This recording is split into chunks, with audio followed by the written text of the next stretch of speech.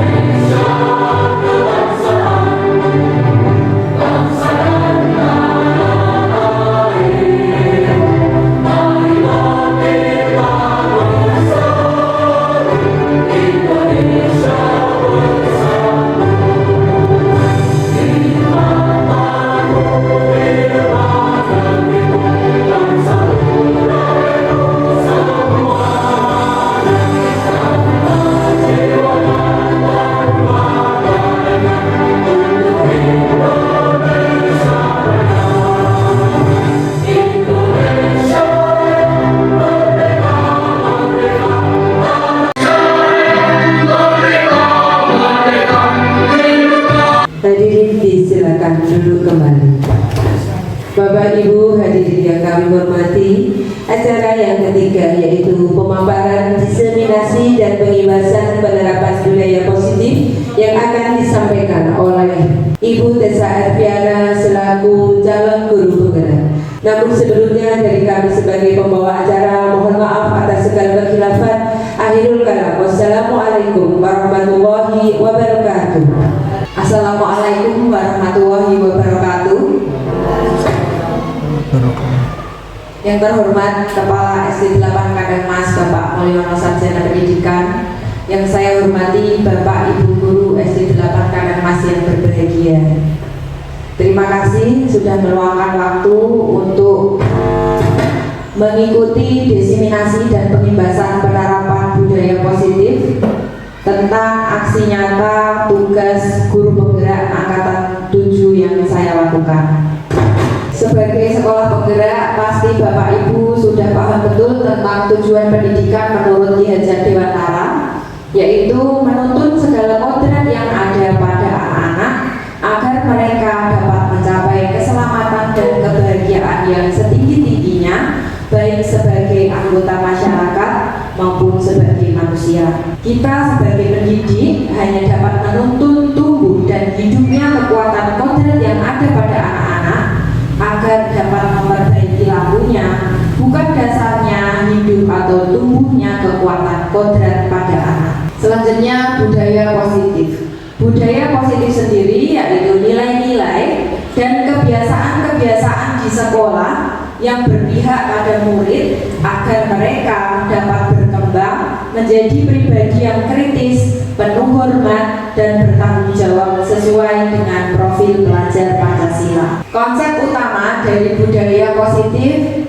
yang harus diterapkan di sekolah antara lain: yang pertama, disiplin positif dan nilai-nilai kebajikan universal. Yang kedua, teori motivasi, hukuman, dan penghargaan. Yang ketiga, keyakinan kelas. Yang keempat, kebutuhan dasar manusia dan dunia berkualitas. Yang kelima, restitusi, 5 posisi kontrol guru dan restitusi segitiga restitusi. Materi yang pertama, disiplin positif dan nilai-nilai kebersihan universal. Untuk membangun budaya positif di sekolah, kita dapat menyediakan lingkungan yang positif, aman, dan nyaman agar murid-murid mampu berpikir, bertindak, dan mencipta dengan merdeka, mandiri, dan bertanggung jawab. Disiplin sangat berkaitan dengan kontrol guru dalam menghadapi murid. Sekarang, saya akan mengajak Bapak Ibu untuk melaksanakan permainan berpasangan. Ada yang berperan sebagai A dan ada yang berperan sebagai B. Di mana peran A, coba Bapak Ibu dikepalkan tangannya, yang berperan sebagai A, dikepalkan tangannya,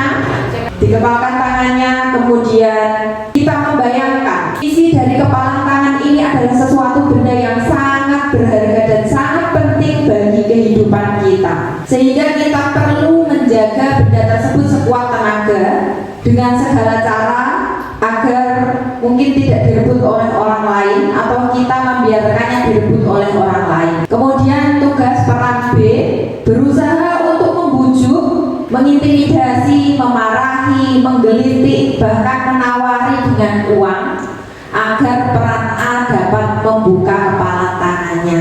Selanjutnya pertanyaan, apakah Bapak Ibu membuka kepala tangan Bapak Ibu tadi? Mengapa? Bagaimana alasannya? Buron. Untuk menjawab pertanyaan yang pertama, apakah Anda atau B membuka kepala tangan Anda? Mengapa? Apa alasan Anda atau B membuka kepala tangan Anda? Saya tidak membuka kepala tangan saya, dan saya berusaha untuk B tidak membuka kepala tangan saya karena barang yang ada di tangan saya, yang di kepala tangan saya adalah benda yang sangat berharga bagi saya. Jadi saya berusaha untuk menjaga sekuat tenaga saya untuk tidak membuka tangan saya dan juga tidak dibuka oleh B. Begitu. Terima kasih. Oke, terima kasih untuk Bu Rom. Luar biasa Bu Rom. Selanjutnya pertanyaan yang kedua, adakah tadi Bapak Ibu yang membuka kepala tangannya? Mungkin Bu Eka? Iya, pada saat saya mengepalkan tangan, yang B itu menggelitik saya sehingga saya tidak tahan untuk membuka kepala tangan saya, sehingga ya udah terbuka tangan saya. Terima kasih Bu Eka. Selanjutnya pertanyaan yang ketiga, Bapak Ibu, sesungguhnya siapa yang memegang kendali atau kontrol untuk membuka atau menutup kepala tangan kita tadi? Iya, terima kasih Bu Rom. Yang memegang kontrol untuk membuka atau menutup tangan kita tadi adalah diri kita sendiri. Jadi Bapak Ibu, yang memegang kendali kontrol atas diri kita adalah diri kita masing-masing sesuai dengan kebutuhan dasar kita pada saat itu. Selanjutnya, perubahan paradigma teori kontrol menurut Dr. William Glasser ada 4 ilusi. Yang pertama, ilusi guru mengontrol murid. Yang kedua, ilusi bahwa semua penguatan positif itu efektif dan bermanfaat. Yang ketiga, ilusi bahwa kritik dapat membuat orang merasa bersalah dan melemahkan karakter. Serta yang keempat, ilusi bahwa orang dewasa memiliki hak untuk memaksa. Yang pertama, guru mengontrol murid. Pada dasarnya kita tidak dapat memaksa murid untuk berbuat sesuatu jika murid tersebut memilih untuk tidak melakukannya, walaupun tampaknya guru sedang mengontrol perilaku murid. Hal demikian terjadi karena murid sedang mengizinkan dirinya untuk dikontrol. Saat itu, bentuk kontrol guru menjadi kebutuhan dasar yang dipilih oleh murid tersebut. Teori kontrol menyatakan bahwa semua perilaku memiliki tujuan, bahkan terhadap perilaku yang tidak disukai. Yang kedua, ilusi bahwa semua penguatan positif itu efektif dan bermanfaat. Penguatan positif atau bujukan adalah bentuk-bentuk kontrol segala usaha untuk mempengaruhi murid agar mengulangi suatu perilaku tertentu adalah suatu usaha untuk mengontrol murid tersebut. Dalam jangka waktu tertentu, kemungkinan murid tersebut akan menyadari dan mencoba untuk menolak bujukan kita, atau bisa jadi murid tersebut menjadi tergantung pada pendapat sang guru untuk berusaha. Ilusi yang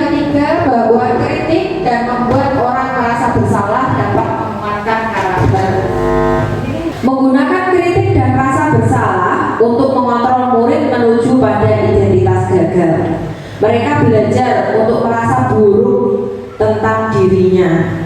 Mereka mengembangkan dialog diri yang negatif. Kadangkala sulit bagi guru untuk mengidentifikasi bahwa mereka sedang melakukan perilaku ini karena seringkali guru cukup menggunakan suara halus untuk menyampaikan pesan negatif. Ilusi yang keempat yaitu bahwa orang dewasa memiliki hak untuk memaksa. Banyak orang dewasa yang percaya bahwa mereka memiliki tanggung jawab untuk membuat murid-murid berbuat hal-hal tertentu. Apapun yang dilakukan dapat diterima selama ada sebuah kemajuan berdasarkan sebuah pengukuran kinerja. Pada saat itu pula, orang dewasa akan menyadari bahwa perilaku memaksa tidak akan efektif untuk jangka waktu panjang dan menimbulkan hubungan permusuhan akan terbentuk. Selanjutnya, bagaimana seseorang bisa berubah menurut teori stimulus respon Stephen R. Covey. Stimulus respon tentang dunia bahwa realita kebutuhan kita itu sama, tetapi pada teori kontrolnya realita kebutuhan manusia itu berbeda-beda.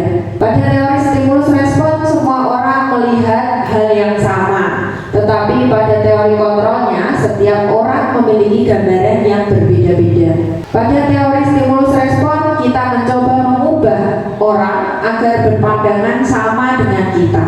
Akan tetapi pada teori kontrolnya kita berusaha memahami pandangan orang lain tentang dunia. Stimulus respon selanjutnya, perilaku buruk dilihat sebagai suatu kesalahan. Pada teori kontrolnya semua perilaku itu memiliki tujuan. Selanjutnya, teori stimulus respon, orang lain bisa mengontrol saya, tetapi pada teori kontrolnya hanya kita sendiri yang bisa mengontrol diri kita sendiri. Selanjutnya, saya bisa mengontrol orang lain. Pada teori kontrolnya kita tidak bisa mengontrol orang lain. Dan yang terakhir, teori stimulus respon, pemaksaan pada saat bujukan gagal. Biasanya kalau kita membujuk dan gagal, kita akan memaksa. Pada teori kontrolnya dibutuhkan kolaborasi untuk menciptakan pilihan-pilihan baru. Selanjutnya, makna disiplin. Disiplin berasal dari bahasa Latin disiplina yang artinya belajar. Makna asal dari kata ini berkonotasi dengan disiplin diri dari murid-murid Socrates dan Plato. Disiplin diri dapat membuat seseorang menggali potensi dirinya menuju pada sebuah tujuan dan apa yang dihargai. Namun dalam budaya kita, makna disiplin telah berubah menjadi sesuatu yang dilakukan seseorang pada orang lain untuk mendapatkan kepatuhan. Kecenderungan umum adalah menghubungkan kata disiplin dengan ketidaknyamanan, bukan dengan apa yang kita hargai atau pencapaian suatu tujuan yang mulia. Disiplin adalah kemampuan memerintah diri sendiri dalam mengontrol dan menguasai diri untuk memilih tindakan yang mengacu pada nilai-nilai yang kita hargai dengan penuh tanggung jawab dan tanpa diperintah oleh orang lain. Nilai-nilai yang kita hargai adalah nilai-nilai kebajikan, sifat positif manusia yang merupakan tujuan mulia yang ingin dicapai setiap individu dalam profil pelajar Pancasila. Adapun nilai-nilai kebajikan adalah sifat positif manusia yang ingin dicapai oleh setiap individu. Dr. William Glasser menyatakan bahwa setiap perbuatan memiliki tujuan. Dain Goosen menyatakan bahwa mengaitkan nilai-nilai kebajikan yang diyakini seseorang, maka motivasi intrinsiknya akan terbangun sehingga menggerakkan motivasi dari dalam untuk mencapai tujuan mulia yang diinginkan. Contoh dari nilai-nilai kebajikan ada pada profil pelajar Pancasila, yaitu beriman dan bertakwa kepada Tuhan Yang Maha Esa dan berakhlak mulia, mandiri, bernalar kritis, kebinekaan global, gotong royong, dan kreatif. Nilai kebajikan yang lain juga terdapat pada Ibu Primari Yespogla, yaitu toleransi, rasa hormat, integritas, mandiri, menghargai, antusias, empati, keingintahuan, kreativitas, kerjasama, percaya diri, dan komitmen. Nah, Bapak Ibu, sebagai seorang pendidik, saat Bapak Ibu perlu hadir dalam suatu pelatihan seperti ini, kira-kira motivasi apa yang mendasari Bapak Ibu mengikuti pelatihan seperti ini? Apakah Bapak Ibu hadir karena takut ditegur oleh Nah, motivasi yang timbul pada saat menghindari teguran adalah ketidaknyamanan atau hukuman. Selanjutnya, apakah Bapak Ibu menghadiri seminar seperti ini ingin mendapatkan penghargaan mungkin dari Bapak Kepala Sekolah atau Bapak Pengawas, itu bersifat motivasi imbalan atau penghargaan dari orang lain? Dan selanjutnya, apakah Bapak Ibu menghadiri kegiatan seperti ini ingin menjadi pembelajar sepanjang hayat, menjadi orang yang berusaha dan bertanggung jawab serta menghargai diri sendiri sebagai teladan bagi murid-murid, bagi guru-guru, serta bagi pemimpin pembelajar yang menjadi panutan di lingkungan? Kira-kira yang mana Bapak Ibu yang mendasari Bapak Ibu mengikuti kegiatan ini? Mungkin Bu Tri?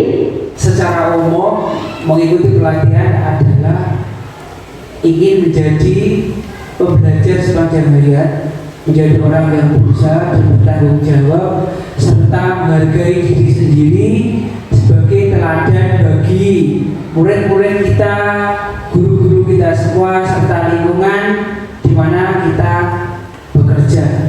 Jadi kita sebagai panutan di lingkungan kita. Terima kasih.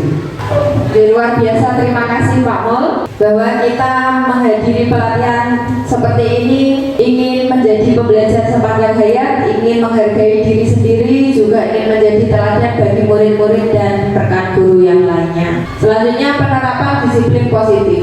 Dalam rangka menciptakan lingkungan yang positif, maka setiap warga sekolah dan pemangku kepentingan perlu saling mendukung, menghayati, dan menerapkan nilai-nilai kebajikan yang sudah disepakati bersama.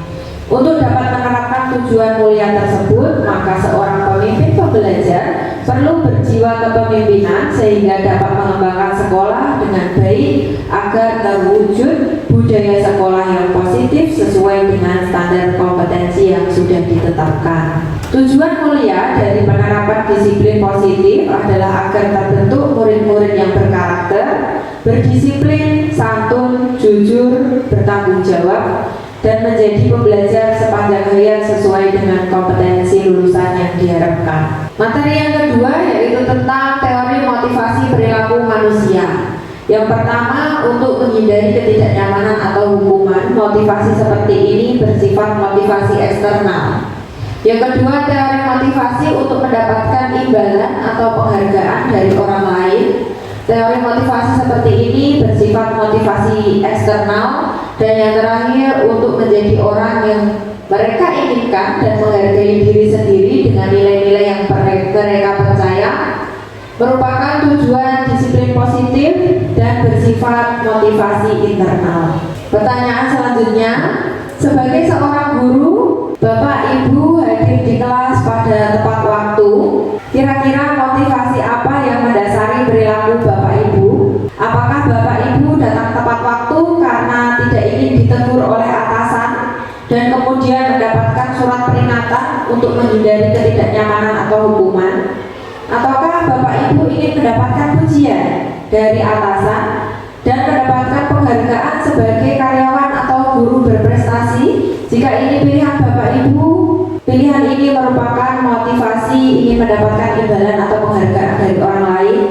Ataukah yang ketiga, Bapak Ibu ingin menjadi pribadi yang menghargai waktu, menghargai diri sendiri sehingga menjadi teladan bagi murid-murid, dan tindakan tersebut dapat dicontoh oleh Bapak Ibu guru yang lainnya? Jika iya, maka motivasi yang muncul adalah motivasi menghargai nilai-nilai diri sendiri. Kira-kira motivasi yang mana yang paling kuat yang mendasari Bapak Ibu? Apakah kombinasi kedua dari motivasi tersebut atau bahkan ketiga-tiganya? Oke, mau Pak Mul. Dari apa yang komentari tanyakan, maka saya pribadi atau mewakili teman-teman yang hadir di sini adalah motivasi menghargai nilai-nilai diri sendiri dengan anggapan bahwa guru adalah profesi pilihan kita dan Allah telah mengabulkan kita menjadi guru. Maka guru akan berhutang kepada Tuhan jika kita tidak benar-benar melaksanakan tugas kita sebagai guru, termasuk menerapkan kedisiplinan kita dalam masuk kelas dan mendidik anak-anak dengan tulus. Terima kasih.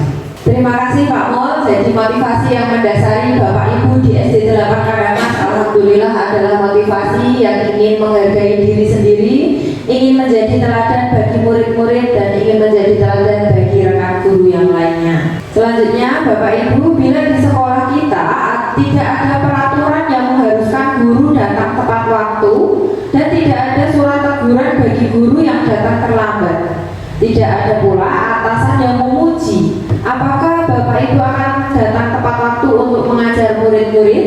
Iya. Kira-kira bagaimana Bapak Ibu? Iya. Iya.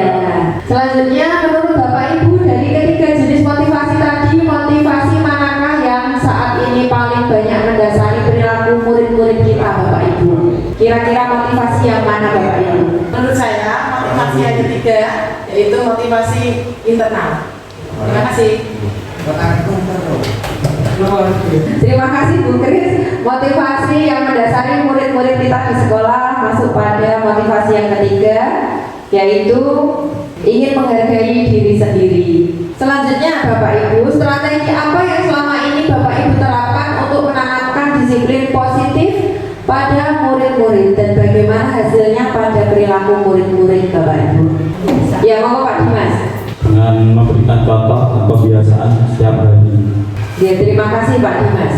Dengan memberikan contoh dan melaksanakan kebiasaan setiap hari seperti Asmaul Husna dan kegiatan ekstra yang sudah dilaksanakan di sekolah ya Pak Dimas.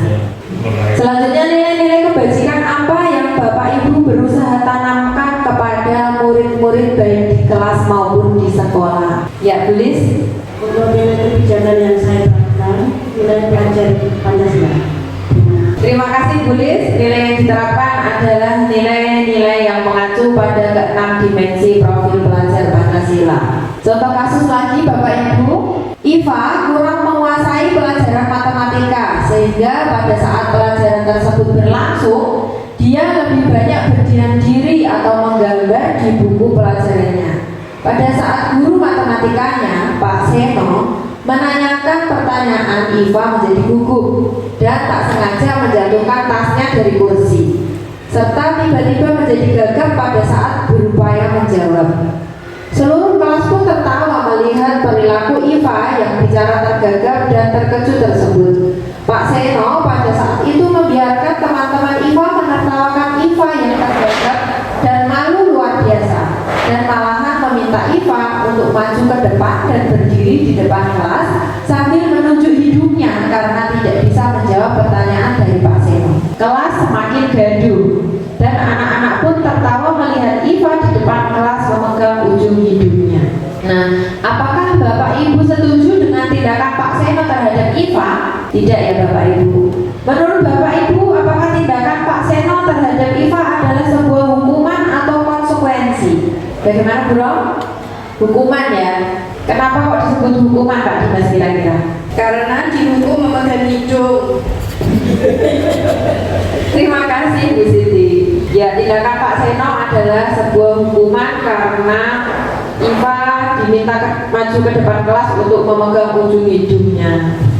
Selanjutnya, pengertian hukuman, konsekuensi, dan restitusi. Restitusi adalah proses menciptakan kondisi bagi murid untuk memperbaiki kesalahan mereka sehingga mereka bisa kembali pada kelompok mereka dengan karakter yang lebih kuat. Restitusi juga merupakan proses kolaboratif yang mengajarkan murid untuk mencari solusi atas permasalahan mereka dan membantu murid untuk berpikir tentang orang seperti apa yang mereka inginkan dan bagaimana mereka harus memperlakukan orang lain. Perbedaan antara hukuman, konsekuensi, dan restitusi. Hukuman cenderung bersifat negatif dan konsekuensi bersifat netral, serta restitusi cenderung bersifat positif. Hukuman memiliki mode paksaan dan konsekuensi menurut teori stimulus respon, dan restitusi lebih ke teori kontrol. Hukuman memiliki konsep diri yang buruk, lebih menyalahkan diri sendiri, dan konsekuensi lebih ke konsep diri yang baik. Restitusi memiliki konsep diri yang kuat. Selanjutnya, mari berlatih Bapak Ibu. Pertanyaan berikut ini, manakah yang menurut Bapak Ibu suatu hukuman atau konsekuensi? Pertanyaan yang pertama, mencatat 100 kali di dalam buku kalimat "Saya tidak akan terlambat lagi karena terlambat ke sekolah" merupakan hukuman atau konsekuensi Bapak Ibu? Hukuman. Ya, hukuman. Yang kedua, lari mengelilingi lapangan basket 2 kali karena terlambat hadir di sekolah. Hukuman atau konsekuensi? Hukuman. Yang ketiga, membersihkan coretan yang dibuatnya di meja tulis. Ya, konsekuensi. Selanjutnya, murid diminta untuk push up 15 kali karena tidak menggunakan masker ke sekolah. Hukuman. Yang kelima, menggantikan kertas tugas temannya yang sudah dicoret-coret. Konsekuensi. Keenam, berjemur di lapangan basket pukul 12 siang karena mengobrol dengan temannya. Hukuman. Yang ketujuh, murid diminta bertelanjang kaki sepanjang hari karena tidak menggunakan sepatu berwarna hitam sesuai dengan peraturan sekolah.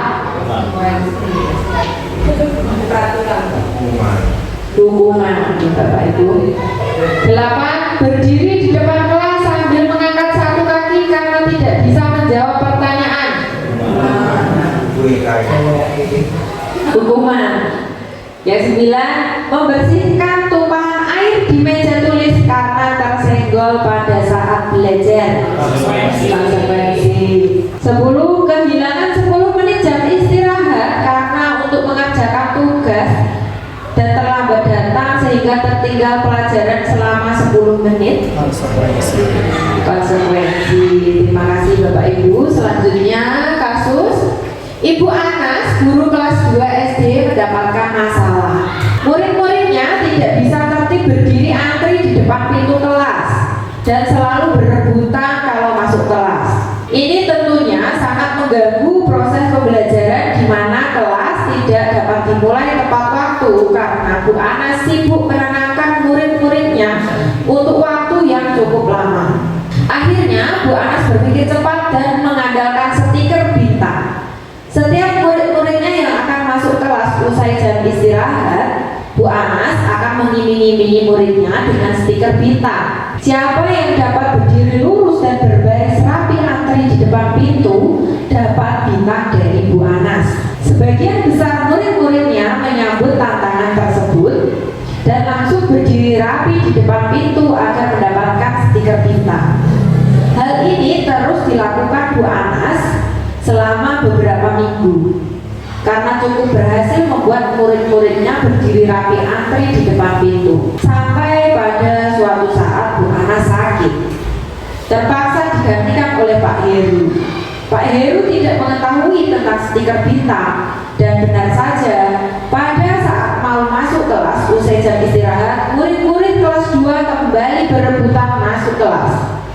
Kira-kira apa yang terjadi Bapak Ibu? Berdasarkan teori motivasi yang telah Bapak Ibu pelajari tadi, kira-kira motivasi apa yang mendasari murid-murid kelas 2 untuk bersedia antri sebelum masuk kelas? Kira-kira motivasi yang mana Bapak Ibu? Ya, motivasi mendapatkan imbalan atau penghargaan dari orang lain.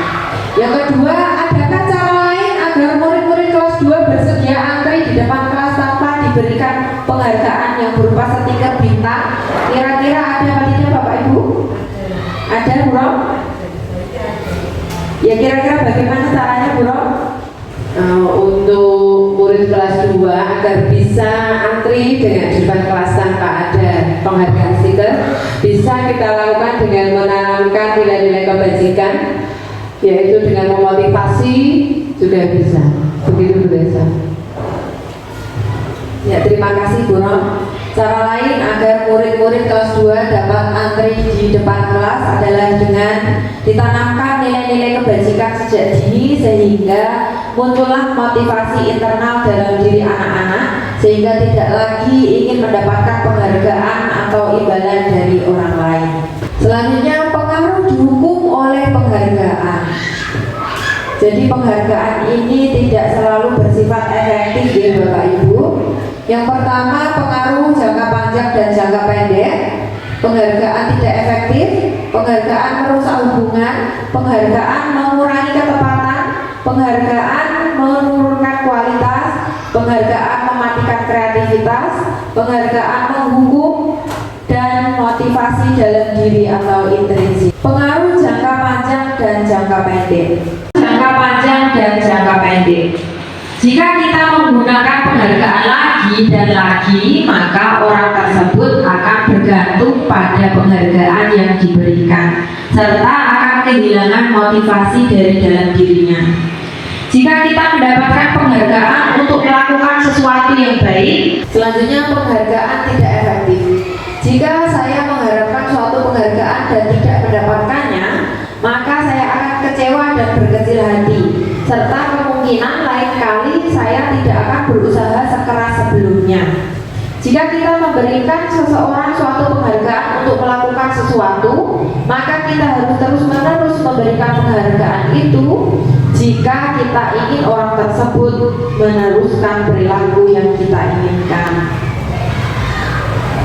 Penghargaan yang merusak hubungan ini adalah jika seseorang diberikan penghargaan atau dipuji di depan orang banyak, maka yang lain akan merasakan iri, dan sebagian dari mereka akan tidak menyukai orang yang diberikan penghargaan tersebut.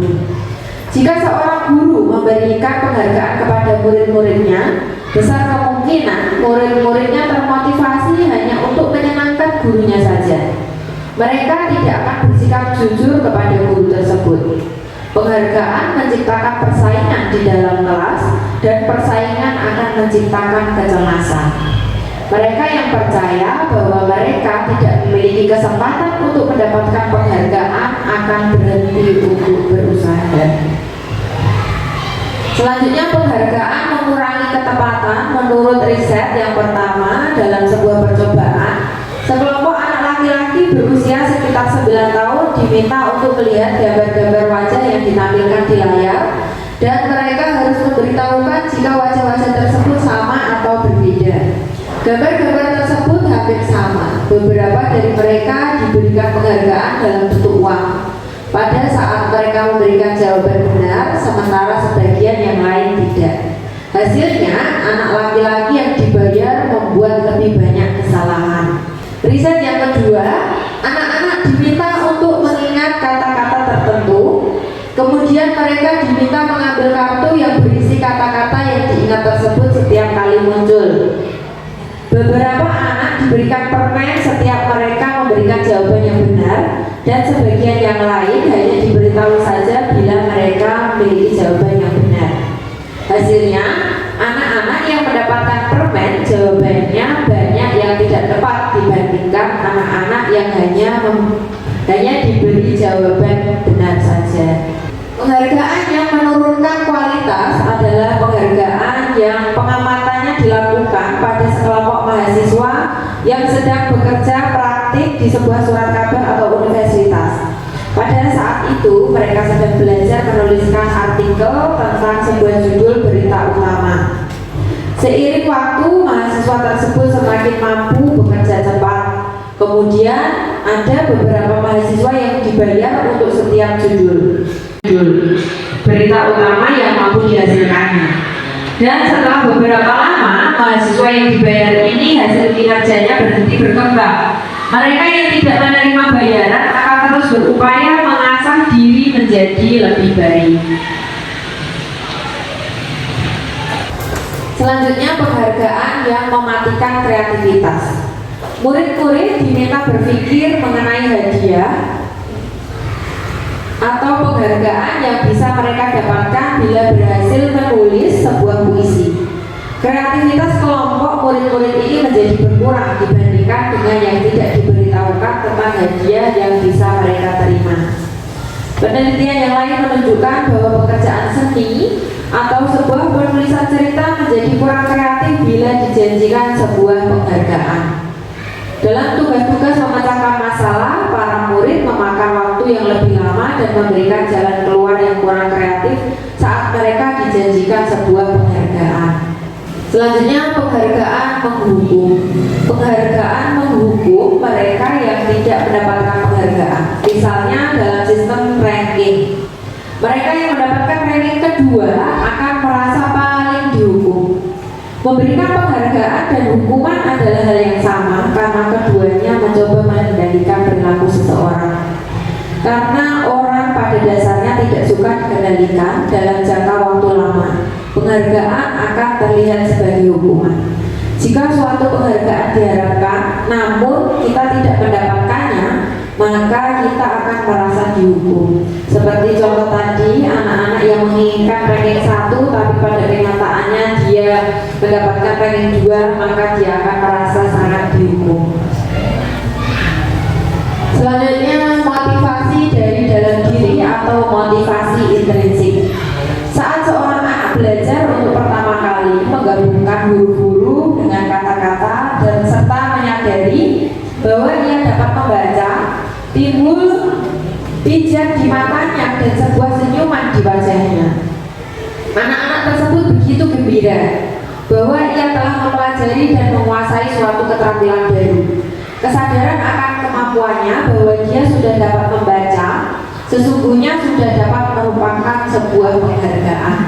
Jika kita memberikan sebuah penghargaan kepada seseorang anak pada saat dia sedang merasa bangga atas pencapaiannya sendiri, maka kita akan mengambil kegembiraan pada saat itu sedang dirasakan secara alamiah.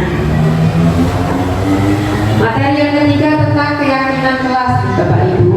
Keyakinan kelas adalah nilai-nilai kebajikan universal yang disepakati secara tersirat dan tersurat, lepas dari latar belakang suku, negara, bahasa maupun agama. Contoh keyakinan kelas yang bisa Bapak Ibu terapkan di kelas antara lain belajar, senang, melaksanakan tugas, saling menghargai dan merasa aman. Contoh yang lain, bersikap positif, senantiasa percaya diri, menghormati orang lain, menyelesaikan tugas, dan saling membantu. Prosedur pembuatan keyakinan kelas yang nantinya dapat Bapak Ibu guru praktekkan adalah yang pertama, mempersilahkan murid-murid untuk mencurahkan pendapatnya tentang keyakinan kelas apa yang akan mereka yakini. Yang kedua, mencatat semua masukan-masukan dari murid. Yang ketiga, menyusun keyakinan kelas, misalnya jangan menggunakan kalimat yang negatif tetapi menggunakan kalimat yang positif, misalnya jangan berlari di kelas, dapat diganti dengan berjalanlah di kelas. Yang keempat, meninjau kembali daftar pendapat yang dikemukakan oleh murid-murid. Dan yang kelima, mengajak murid untuk menemukan nilai kebajikan yang dituju. Keyakinan kelas tidak usah terlalu banyak ya Bapak Ibu, karena akan sulit mereka ingat dan akibatnya akan sulit untuk dijalankan. Prosedur pembuatan keyakinan kelas, yang pertama misalnya ada kata selalu kembalikan buku ke tempatnya. Keyakinan kelasnya merupakan nilai kebajikan tanggung jawab. Dilarang mengganggu orang lain, nilai keyakinan kelasnya menghormati orang lain. Hadir di sekolah 15 menit sebelum pembelajaran dimulai, keyakinan kelasnya menghormati orang lain dan berkomitmen. Dilarang melakukan kekerasan, keyakinan kelasnya keselamatan dan menghormati orang lain. Dilarang menggunakan narkoba, keyakinan kelasnya kesehatan, bergantian atau menunggu giliran, keyakinan kelasnya menghormati orang lain dan bersabar. Materi yang keempat tentang kebutuhan dasar manusia, bahwa ada 5 kebutuhan dasar manusia. Yang pertama adalah survival. Survival merupakan kebutuhan bertahan hidup Bapak Ibu, meliputi kebutuhan fisiologis yang berupa makanan, minuman, sandang, pangan, dan papan. Kemudian love and belonging, bahwa manusia memiliki kebutuhan untuk dicintai dan disayangi. Power, yaitu pengakuan tentang harga, pengakuan dari orang lain. Kemudian freedom, kebebasan.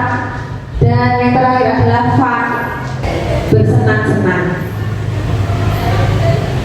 Contoh kasusnya, Ibu Ambar, guru wali kelas 2A SD Pelita Hati, sedang bingung menghadapi ulah salah satu murid di kelasnya, Doni.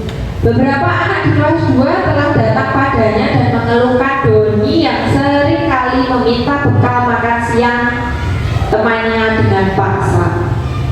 Jika Bapak Ibu menghadapi situasi seperti Ibu Ambar, apa yang akan Bapak Ibu lakukan? Kira-kira apa alasan Doni untuk melakukan hal tersebut nih Bapak Ibu? Doni sering meminta bekal temannya dengan paksa. Kira-kira bagaimana Bapak Ibu?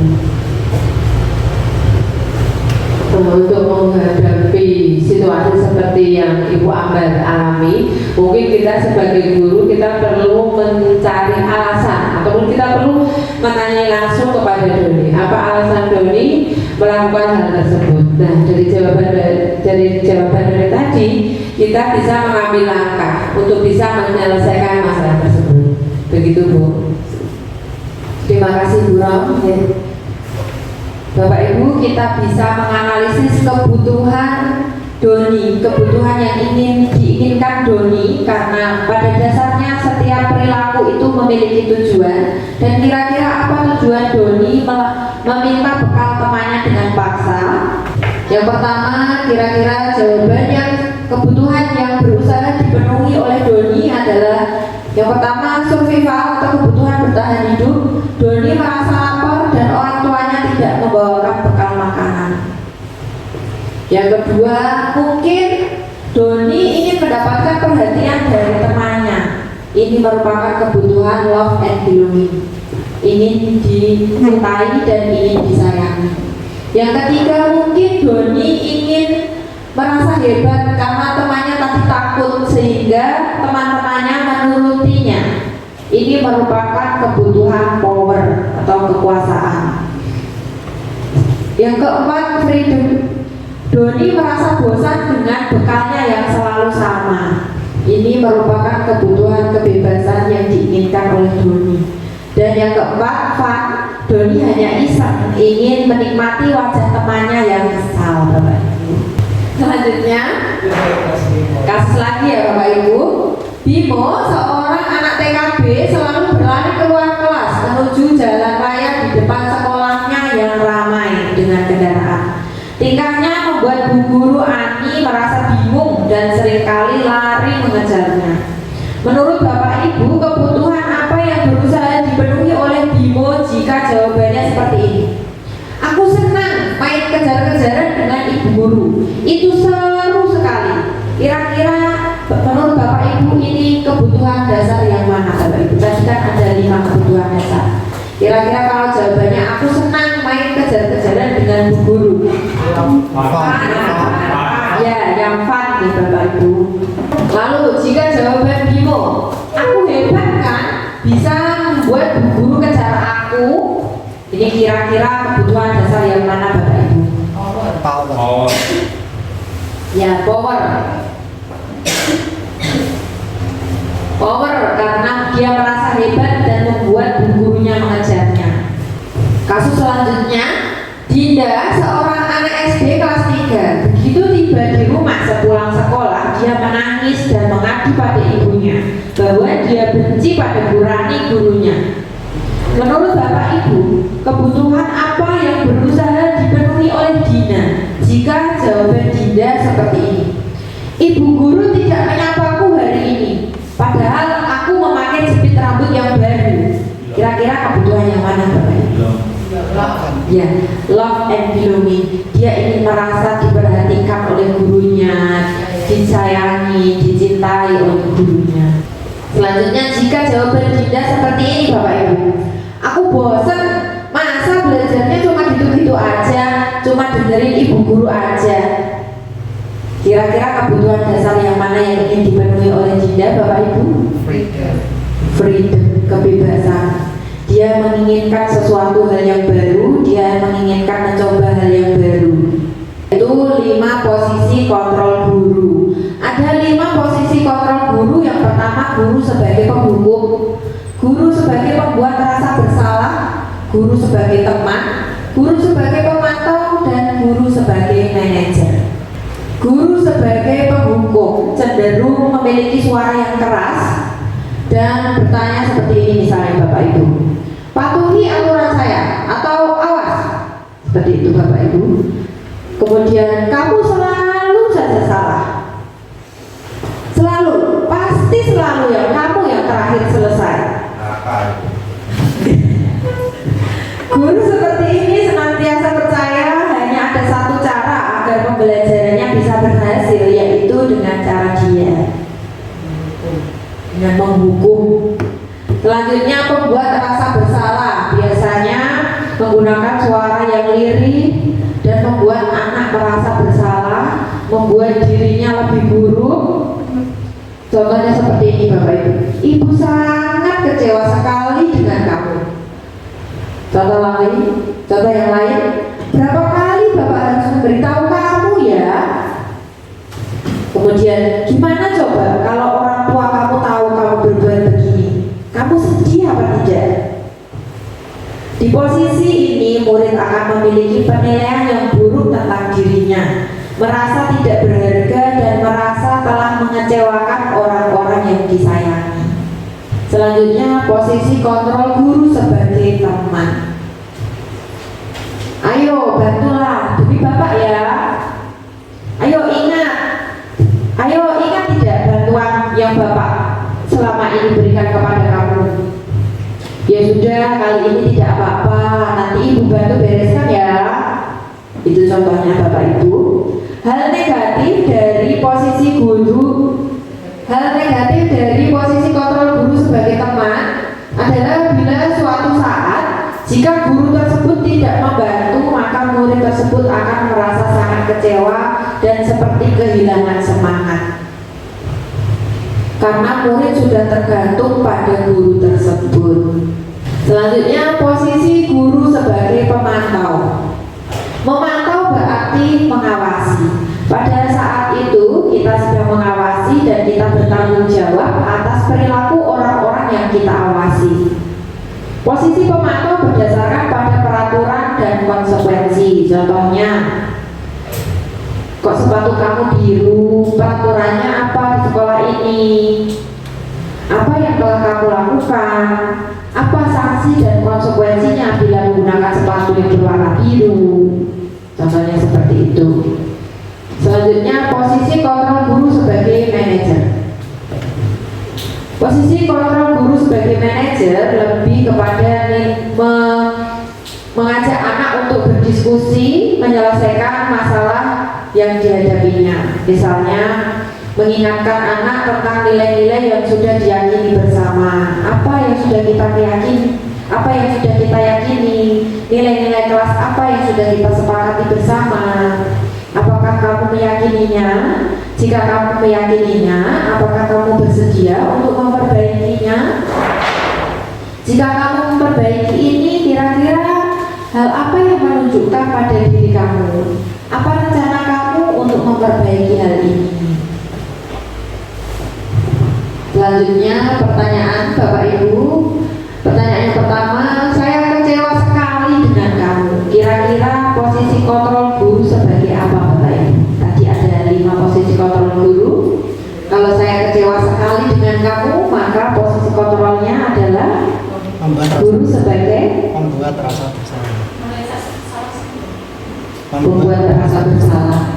Selanjutnya yang kedua, kamu tidak pernah benar melakukannya. Apa Bapak Ibu? Rasa bersalah. Rasa bersalah. Selanjutnya, ayolah lakukan demi saya sebagai teman. Apakah kamu mau mendapatkan stiker bintang hari ini? Sebagai apa kira-kira Bapak Ibu? Manajer. Teman. Bagaimana kamu bisa menyelesaikan masalah ini? Sebagai apa kira-kira Bapak Ibu? Manajer ya. Bagaimana kamu bisa menyelesaikan masalah ini? Selanjutnya, kamu selalu yang paling akhir menghukum. Terima kasih Bapak Ibu. Kasus yang pertama, guru kelas 4, Bu Santi sakit sehingga tidak dapat masuk dan mengajar. Akhirnya Bu Eni menggantikan Bu Santi mengajar. Bu Eni baru 2 tahun menjadi guru. Beberapa murid perempuan seperti Vivi dan Natali mengetahui hal ini dan mulai menggunakan kesempatan untuk bersikap seenaknya, tertawa dan tidak menandakan kehadiran Bu Eni.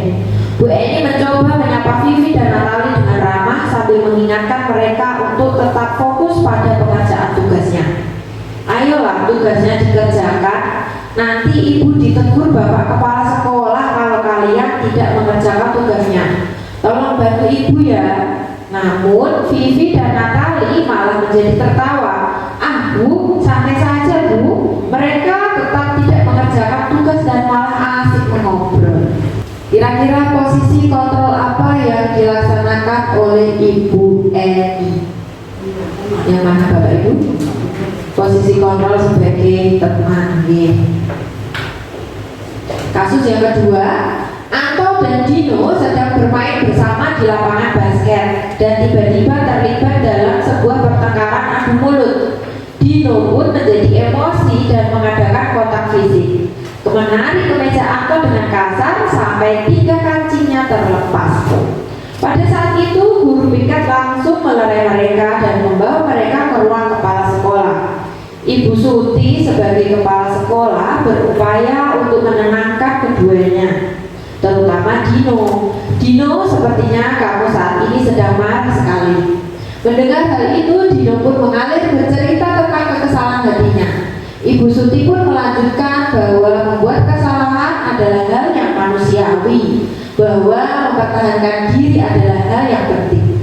Namun meminta Dino memikirkan cara yang lain yang mungkin lebih efektif, karena saat itu Dino berada di ruang kepala sekolah. Kira-kira posisi kontrol yang mana Bapak Ibu? Manajer. Karena melakukan kesalahan adalah hal yang manusiawi dan mempertahankan diri adalah hal yang paling penting. Selanjutnya segitiga restitusi. Segitiga restitusi adalah penyelesaian kasus dengan menggunakan teori kontrol dengan 3 langkah. Yang pertama adalah menstabilkan identitas, yang kedua memvalidasi tindakan yang salah dan menanyakan keyakinan kelas. Menstabilkan identitas yaitu mengubah identitas anak dari orang yang gagal karena melakukan kesalahan menjadi orang yang sukses. Anak yang melanggar peraturan karena sedang mencari perhatian adalah anak yang sedang mengalami kegagalan. Dia mencoba untuk memenuhi kebutuhan dasarnya namun ada benturan. Misalnya sebagai Bapak Ibu guru, seringkali ada anak yang seperti ini ya Bapak Ibu guru. Cara menanganinya adalah dengan menstabilkan identitas, yaitu dengan bertanya kepada mereka, berbuat salah itu tidak apa-apa, tidak ada manusia yang sempurna. Saya juga pernah melakukan kesalahan seperti itu. Kita bisa menyelesaikan ini. Bapak Ibu tidak tertarik untuk mencari siapa yang salah, tapi Bapak Ibu ingin mencari solusi dari permasalahan ini. Kamu berhak merasa begitu. Apakah kamu sedang mencari teman yang baik, membuat dirimu sendiri, misalnya seperti itu. Kemudian yang kedua, validasi tindakan yang salah, bertujuan untuk memenuhi kebutuhan dasar. Kita mungkin tidak suka sikap seorang anak yang terus-menerus merengek, tapi bila sikap itu mendapatkan perhatian dari kita, maka itu akan memenuhi kebutuhan dasar anak. Dan kalimat-kalimat ini mungkin terdengar asing buat guru, namun bila dikatakan akan memvalidasi kebutuhan mereka. Misalnya, padahal kamu bisa melakukan kegiatan yang lebih buruk dari ini ya. Pasti kamu punya alasan kenapa melakukan hal itu. Kamu patut bangga pada dirimu sendiri karena kamu telah melindungi sesuatu yang penting buat kamu. Contohnya seperti itu. Menanyakan keyakinan kelas. Langkah yang ketiga, menanyakan keyakinan kelas dengan menanyakan nilai-nilai apa yang kita percaya sebagai kelas atau keluarga. Apa nilai-nilai yang sudah kita sepakati bersama, dan mengajak anak untuk membayangkan tentang kelas yang ideal. Berikut ini adalah contoh segitiga penyelesaian masalah dengan menggunakan segitiga restitusi.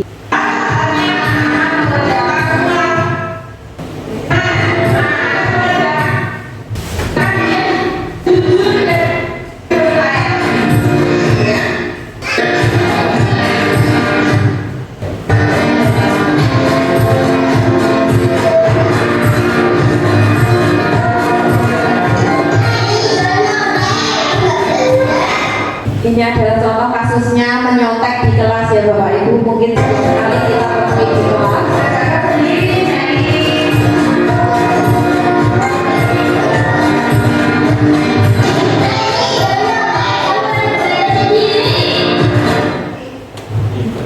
Kemudian untuk penyelesaian kasusnya dengan menggunakan langkah-langkah segitiga restitusi. Gimana Pak? Pak, kamu tadi marah-marah di kelas. Adalah saya bercanda. Langkah yang pertama dengan menstabilkan identitas. Oh, jadi begitu. Mary nolak kamu. Ya wajar lah kalau kamu marah sama Mary Ainul di desa. Jika ada di posisi seperti kamu juga anak. Dan manusia itu tidak ada yang sempurna. Lalu apa yang kamu lakukan sama Mary Ainul? Dia berkata dia sampai terlalu. Saya merasa lemah. Saya sampai. Baik, bersediakah kamu untuk memperbaiki masalah ini Ainul? Lalu apa yang akan kamu lakukan untuk memperbaiki masalah ini Ainul? Ketika saya marah, saya harus sampai terlalu berhenti. Tepat sekali tindakan kamu Ainul. Tetap semangat ya. Sekarang silakan Ainul kembali ke kelas. Sama-sama Ainul. Nah Bapak Ibu, itu tadi adalah contoh kasus tentang menyontek di kelas. Selanjutnya kasus tentang kekerasan siswa.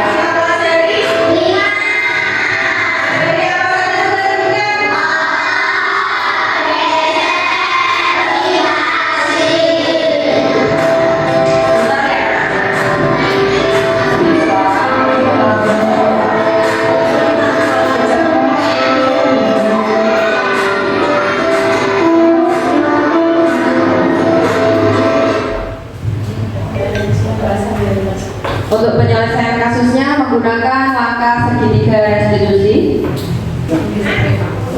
Isla, kenapa kamu tadi kok terlambat sekolah?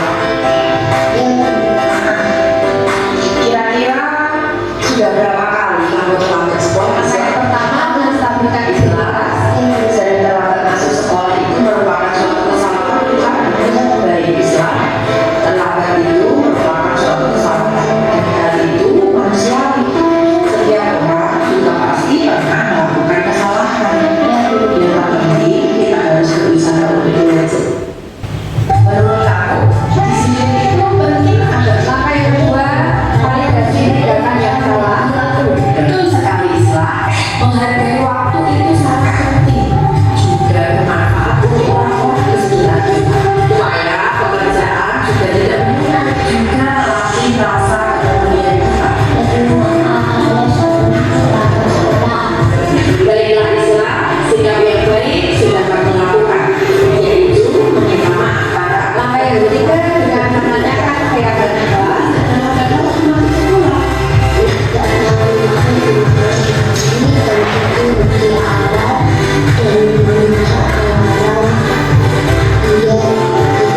teman sekolah. Bagus sekali, kamu sudah menemukan solusinya agar kamu tidak terlambat lagi masuk sekolah. Di desa aku bekerja sama dengan orang tua kamu supaya kamu tidak terlambat lagi masuk sekolah. Sekarang silakan kamu kembali ke kelas Isla. Sama-sama Isla.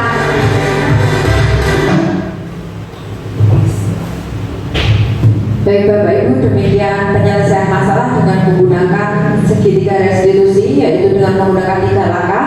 Yang pertama menstabilkan identitas, dan yang kedua memvalidasi tindakan yang salah, dan yang ketiga menanyakan keyakinan kelas yang sudah disepakati bersama.